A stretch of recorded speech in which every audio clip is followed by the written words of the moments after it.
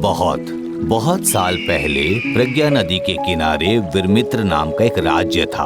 उस राज्य के राजा देवेंद्र एक न्यायप्रिय और धर्मपरायण व्यक्ति थे, मगर उनका इकलौता पुत्र महेंद्र बहुत ही विलासी और जिद्दी प्रवृत्ति का था। एक दिन राजा देवेंद्र ने तय किया कि वो तीर्थ यात्रा पर जाएंगे। प्रणाम महाराज, आपने मुझे बुलाया? हाँ राजकुमार, एक विशेष घोषणा करनी है। मैंने एक निर्णय लिया है और सबकी उपस्थिति में वो बताना चाहता हूँ। ठीक है, बताइए महाराज। मैं 2 महीनों के लिए तीर्थ यात्रा पर जा रहा हूँ। 2 महीने? परंतु महाराज, उतने दिनों तक ये राज्य। उन 2 महीनों के लिए मैं राजकुमार महेंद्र को राजा बनाने की घोषणा करता हूँ। परंतु पिताश्री, मुझे राजपाट की कुछ समझ भी नहीं है और मुझे राज्य चलाने का कोई अनुभव भी नहीं है। जब मुझे राज्य का भार पहली बार मिला था तो मुझे भी कुछ समझ नहीं आता था, लेकिन सीख गया। तुम भी सीख जाओगे। जो आज्ञा।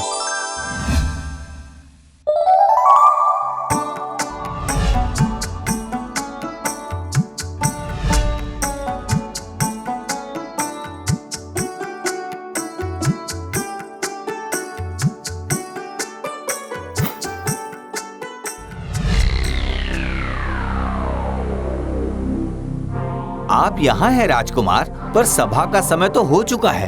हाँ, इतनी अच्छी तस्वीर को बर्बाद कर दिया ना। हाँ, मुझे पता है कि सभा का समय हो चुका है, लेकिन क्या थोड़ी प्रतीक्षा नहीं कर सकते हैं मंत्री जी? क्षमा करिए, किंतु आपके पिताश्री सभा के कार्य में विलम्ब करना पसंद नहीं करते। अच्छा, अभी इस राज्य का राजा कौन है बताइए? जी आप महाराज। हाँ, इसलिए जो मैं कहूँगा वही होगा। अब आप जाइए, जब वो चित्र बना लेंगे तभी मैं आऊँगा। हाँ ठीक है, प्रणाम।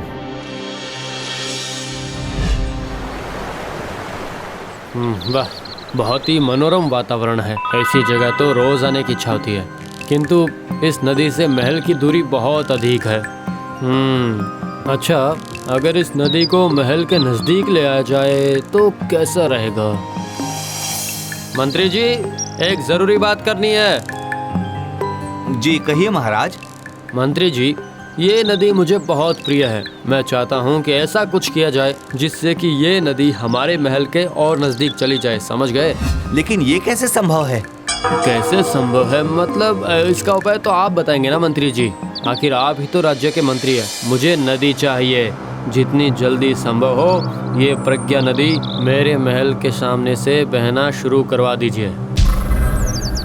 अब क्या करूं? अब तो मिट्टी खोदकर नदी की गति को बदलना होगा। चलता हूं।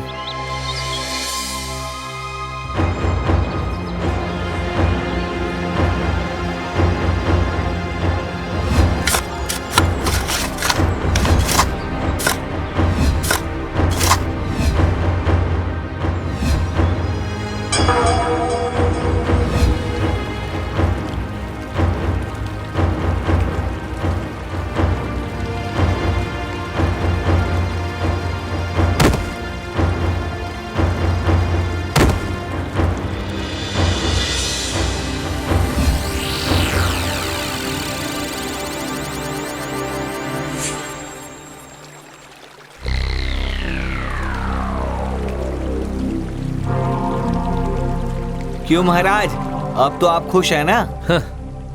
हाँ, बहुत खुश हूँ मंत्री जी, बहुत खुश हूँ।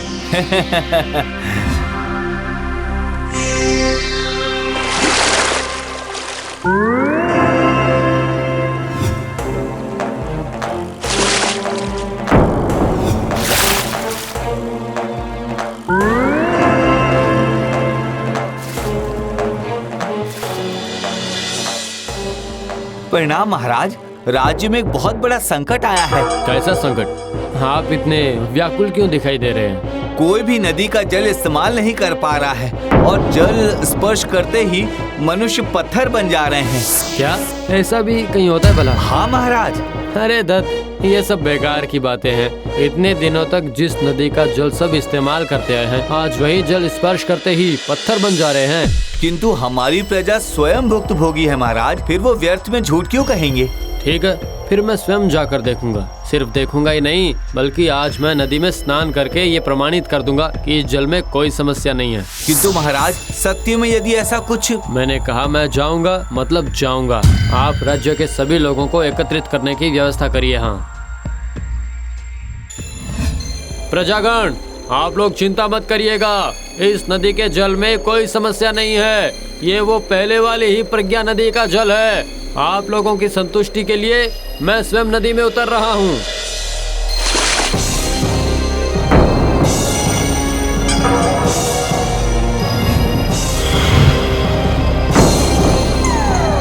भागो भागो भागो भागो।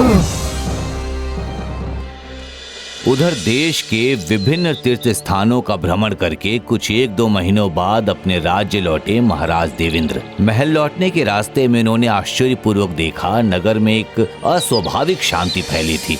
ज्यादा लोग नहीं थे, पूरा राज्य जैसे अजीब तरह से शांत खड़ा था। मेरे नगर की ऐसी हालत क्यों है? कहीं कोई भी नहीं दिख रहा है। बहुत ही अजीब सा लग रहा है ये तो।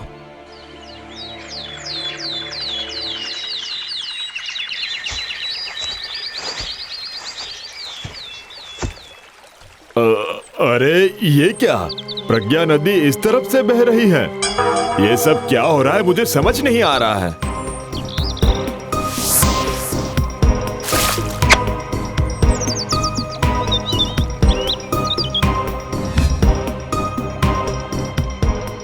प्रहरी, प्रहरी, महेंद्र, तुम सब कहाँ हो? मंत्री, ये क्या? कहाँ है सब लोग? व्यर्थ की कोशिश है महाराज, व्यर्थ कोशिश है। व्यर्थ कोशिश? पर क्यों? कोई कहीं नहीं है, सब पत्थर बन गए हैं। पत्थर? ये आप क्या कह रहे हैं? आप जब तीर्थ पर चले गए उसके बाद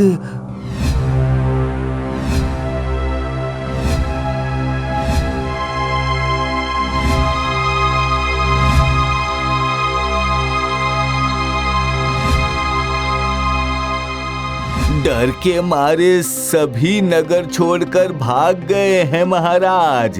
इस राज्य को अभिशाप लग गया है, अभिशाप। पर पशु पक्षी तो जल का स्पर्श कर रहे हैं, तो उन्हें तो कुछ नहीं हो रहा है। ऐसा क्यों? क्योंकि वो लोग निर्दोष हैं ना, इसलिए उनके लिए ये श्राप नहीं है। क्या इस श्राप से मुक्ति का कोई उपाय है? मुक्ति का उपाय वो तो नहीं पता है महाराज। प्रकृति का दिया हुआ आशीर्वाद और अभिशाप समझना बहुत ही मुश्किल है, बहुत ही मुश्किल है। नहीं नहीं, ऐसा नहीं हो सकता। कुछ भी करके इस श्राप से मैं मेरे राज्य को मुक्त करके ही रहूंगा। कोई उपाय तो जरूर होगा।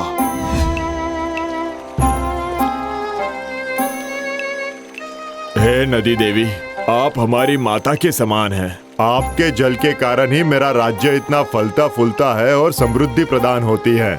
हमें अपनी भूल सुधारने का मौका दीजिए।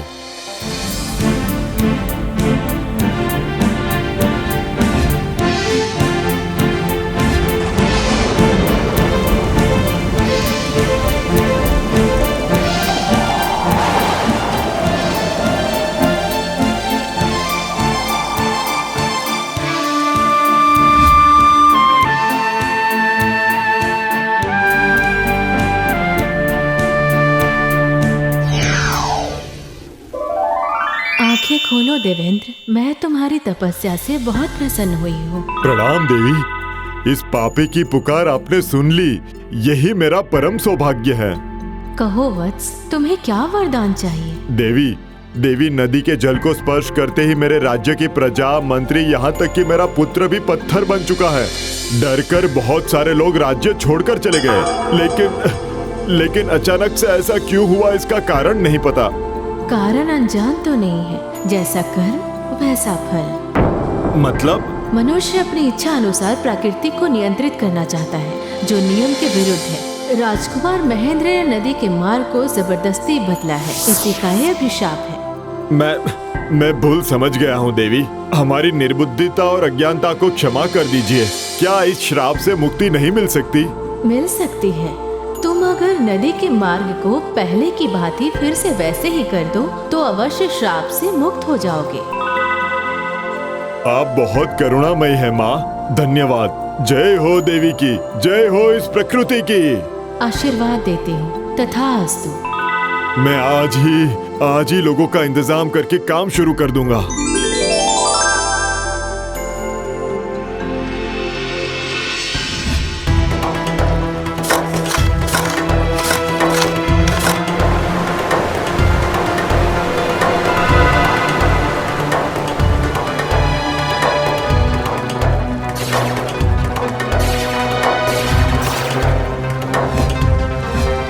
पिताश्री, आखिरकार आप लौट आए। मुझे क्षमा कर दीजिए पिताश्री। मैंने जिद में आकर बहुत बड़ी भूल कर दी थी। ताकत के मद में एक तुच्छ मनुष्य होकर भी मैंने प्रकृति को नियंत्रित करने का प्रयास किया। मुझे क्षमा कर दीजिए। महाराज, मुझे भी क्षमा कर दीजिए। राजकुमार के कहने पर ही मैंने उस काम को अंजाम दिया था। मुझे इसकी सजा मिलनी चाहिए। नहीं मंत्री महेंद्र, तुम दोनों को तो सजा पहले ही मिल चुकी है। तुम लोग मुझसे क्षमा ना मांगकर नदी देवी से क्षमा मांगो। प्रकृति का दिया हुआ आशीर्वाद और अभिशाप समझना बहुत ही मुश्किल है।